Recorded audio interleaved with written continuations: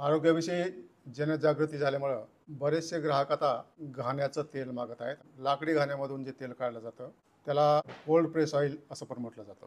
तर माझ्या बाजूला जे काका आहेत गेल्या 3 वर्षापासून कोल्ड प्रेस ऑइल काढतायत. कोणकोणते तुम्ही तेल बियाचा वापर हे करताय? आम्ही शेंगदाणा, सूर्यफूल, करडी, हं, तीळ, हं, खोबरा, हं. मोहरी इत्यादी तेलांचा आम्ही असा उपयोग करतो. मागणीप्रमाणे जे तेल पाहिजे ते तेल काढून देतो आम्ही. डबल रिफाईन ऑइल मार्केटमध्ये जे आहे ते फार स्वस्त असतं हो, आणि तुमचं जे कोल्ड प्रेस ऑइल आहे त्यापेक्षा कितीतरी पटीने किंमत जास्त आहे. जास्त असते, दुप्पटच तर किंमत जास्त आहे. हां, मग कशामुळे हे? सर त्याचं रिफायनरी तेलाचं आणि ह्या तेलाची बरोबरीच होऊ शकत नाही सर. रिफायनरीच्या त्याच्यात अनेक प्रोसेस असते, त्याच्यात अनेक केमिकल असतात. रिकव्हरीमध्ये काय फरक असतो का? तर त्याची रिकव्हरीची आणि ह्याच्या रिकव्हरीचा काही संबंध नाही. त्याला काय रिकव्हरी त्यांना समज शेंगदाणा तुम्ही त्याच्यामध्ये गाळला हां तर साधारणतः 40-42% 40-42% रिकव्हरी येते. recovery. मी जे वाचलं आहे जे डबल रिफाईंड सॉलन प्लांट असतात हं. त्यामध्ये वेगवेगळ्या प्रकारचे केमिकल्स रिएजंट वापरून त्याची जी रिकव्हरी आहे हां.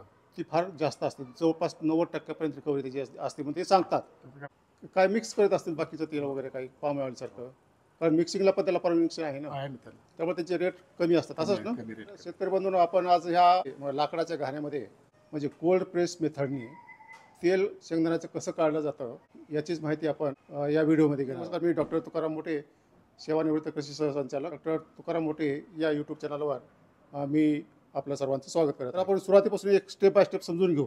तर आता तुमचा हा बाहेरचा सांगाडा आहे हां. या घाणीचा, हां. तो फूड ग्रेडचा स्टेनलेस स्टील आहे, स्टेनलेस स्टील आहे. विजेवर चालते, पहिला जे बैलावर चालायचं ते आता मोटरवर मोटरवर चालतंय. आणि ही जी तुमचं उखळ आहे, हां. इकडे घ्या, हे तुमचं जी उखळ आहे हे लाकडाचं आहे हो आणि हे जी लाट आहे हो म्हणजे आपण मुसळ समजू, हो हो तर हे तुमचं हे पण लाकडाचं आहे. लाकडच आहे. म्हणजे याच्यामध्ये शेंगदाणे टाकल्यानंतर ही फिरतं हे, फिरतं ते आणि फिरल्यामुळे काय होतं, हे त्याच्यामध्ये घर्षण होतं सर. घर्षण होतं. 1 मिनिटाला 14 फेरी घेतं सर ते. कोल्ड प्रेस ऑइलमध्ये याचं जे घर्षण आहे प्रत्येक मिनिटाला फक्त 14 फेरी घेत असल्यामुळं ते फार हळूवार फिरतं ते, त्यामुळे त्याच्या घर्षणाने टेम्परेचर वाढत नाही, 50 डिग्रीच्या खालीच राहतं, नाही 40-42. 40-42 राहतं. उन्हाळ्यामध्ये किंवा हिवाळ्यामध्ये पावसाळ्यामध्ये तर ते कमी राहतं त्यापेक्षा. हो, हो. त्यामुळे कमीत कमी तापमानाला हे तेल काढलं असल्यामुळे त्याला कोल्ड प्रेस म्हणतात, असंच ना. आणि ह्याचे घटक जसाला तसे कायम राहतात ना सर. रिफायनरी तेलामध्ये घटकच नाहीत ना सर. त्याला वास नाही, त्याला काहीच नाही सर. त्याला शेंगदाण्याच्या तेलाचा ते वास शेंगदाण्याच्या तेलासारखा यावा, करडीच्या तेलाचा वास करडीसारखा यावा. रिफायनरी तेलामध्ये ते काहीच नाही ना. आणि सर आरोग्यासाठी ह्याची बेनिफिट आहे ना सर. हो. तुम्ही जर 1 चमच्याभर तेल खाल्लं तर तुम्ही ते डाळ खाल्ल्यापेक्षा तर एक चटणी भाकर बी खाल्ली समजा तुम्ही साधी, तर तुमच्या आरोग्याला पूर्ण डाळ एवढे घटक भेटते. कोल्ड प्रेसमध्ये काय होतं की कमी तापमानामध्ये हे तेल काढल्यामुळं त्याच्यामधले जे अन्नद्रव्य आहेत, मिनरल्स आहेत, विटॅमिन्स आहेत, फॅटी ॲसिड्स आहेत, अँटीऑक्सिडंट आहेत, ते जळून जात नाहीत. जळून जात नाही तसेच तसे. तशीच राहते सर. परंतु सॉलॉन प्लांटमध्ये काय होतं, त्याच्यामध्ये नाहीच राहत. ते तापमान 200-300 डिग्री असल्यामुळे ते सगळं जळून जातं, त्याचा रंग सुद्धा जळून जातो, ह्याच्यामध्ये जशाच तसा रंग उतरतो. सर माझं एक सांगायचं, हां, मी सगळ्या आजाराने जखडलेला माणूस आहे. हां. मला अटॅक येऊन गेलेला आहे, माझी अँजिओप्लास्टी झालेली, मला शुगर पण होती. हं. पण हे 3.5 वर्षामध्ये हे तेल खाल्ल्यापासून माझं पूर्ण घर, म्हणजे चुकीचं काही सांगत नाही, जे बोलायचं ते खरं बोलायचं, हां, आणि माझं पूर्ण घर आरोग्यमुक्त, हां, आणि मी सुद्धा शुगर मुक्त आहे आज. मी आता कालच माझे रिपोर्ट वगैरे सगळे आलेत, हां. माझ्या मिसेसचे सगळे रिपोर्ट पण आणलेले आहेत. बरं बरं. तेव्हा आम्ही म्हणजे रोगमुक्त आहेत आम्ही. ही जी तुमची 42% रिकव्हरी धरली, 1 लिटर तेल काढण्यासाठी शेंगदाणे किती लागतील? शेंगदाणे 1-2.5 किलो लागतील सर. आणि ते शेंगदाण्याची रिकव्हरी जी आहे त्या बियाच्या साईजवर आणि त्याच्या मॉइश्चरवर सगळं आलं लक्षात ते. तर आम्ही मग कॅल्क्युलेशन केलं की 390 रुपयाला सध्या 1 लिटरची शेंगदाण्याचं तेल विकतायत. आम्ही जो खर्च काढला मग तो 360 रुपयापर्यंत गेलेला आहे. खर्चच एवढा जास्त येत असेल, परंतु बाजारामध्ये अनेक जे उत्पादक असे आहेत का तेल घाणीवाले, ते कमी किमतीमध्ये विकतात. ते कसं विकतात का घर पदरून पैसे घालतात का कळत नाही, कारण त्यामध्ये काहीतरी मिक्सर असावं. एवढ्या कमी किमतीमध्ये तुम्हाला घाणीमधलं तेल, कच्ची घाणीमधलं तेल मिळू शकत नाही. तर आपण स्टेप बाय स्टेप आम्हाला ही कसं तेल काढलं जातं ते सांगा, म्हणजे आपण हा व्हिडिओ ग्राहकाला बघितल्यानंतर तो प्रॉडक्ट चांगला आहे हे कळेल. आता ह्याच्यामध्ये शेंगदाणे टाकायचे, कितीचं घाणा काढणार तुम्ही? आता हे 16 किलो घाण्याला काढायचं. बरं, टाका. ह्याच्यामध्ये 17 किलो शेंगदाणे बसते, हां, पण आम्ही 15 किलोचा घाणा काढत असतो. बरं बरं, टाका.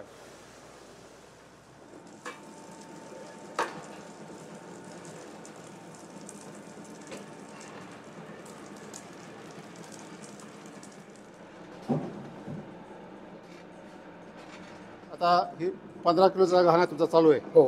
तेल पूर्ण निघेपर्यंत किती वेळ लागतो याला? तर 1 सव्वा तास लागेल.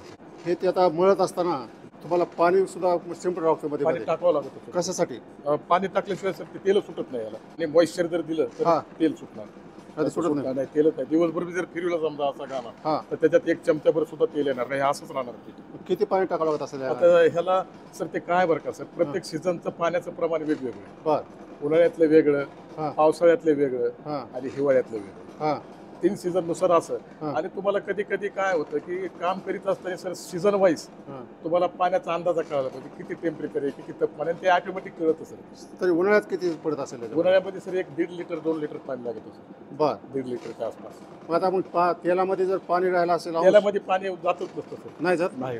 काय होतं मग? तेल ते हे मधलं जे बाष्पीभवन असतं ना, गरमी गरमी, त्याच्यामध्ये ते तेल पाणी त्याच्यात नष्ट होऊन जातं ते. म्हणजे इथं टेम्परेचर जे वाढतं हो थोडं हो हो. ते पाणी उडून जातं. पाण्यामध्ये होऊन जातं. बर. कारण तेल आणि पाणी कधी एकत्र होत नाही सर. हा. बर. ते आपण बघितलं ना सर, तेल वर येतं आणि पाणी खाली राहतं. हा. आता पाणी कधी टाकायचे कसं कळतं? आता हे सर हे झालं सगळं पूर्ण बारीक झालंय. हा. कूट झालंय. हो पूर्ण झालं. हा. हा, तेल सुटायला सुरुवात झालेली आहे. तेल जसं जसं सुटत असेल तर जमा होतं ना खाली. हो हो. हा.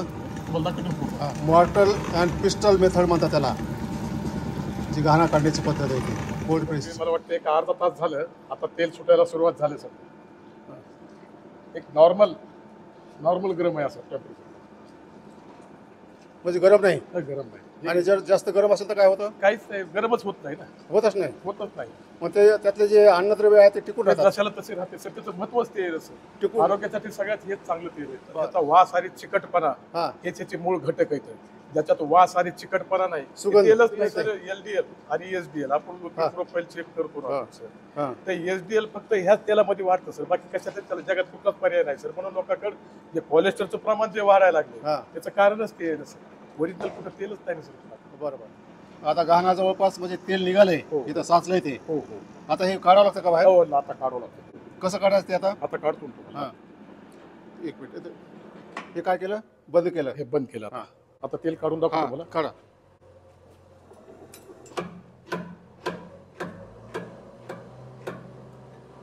वा.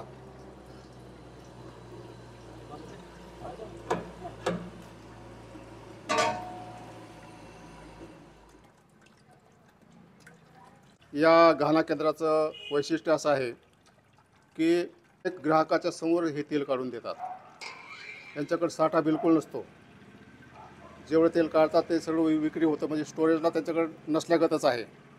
बघा खाली तेल निघालेलं आहे. कुठलंही केमिकल टाकलं जात नाही, कुठलंही प्रिझर्वेटिव्ह टाकलं जात नाही.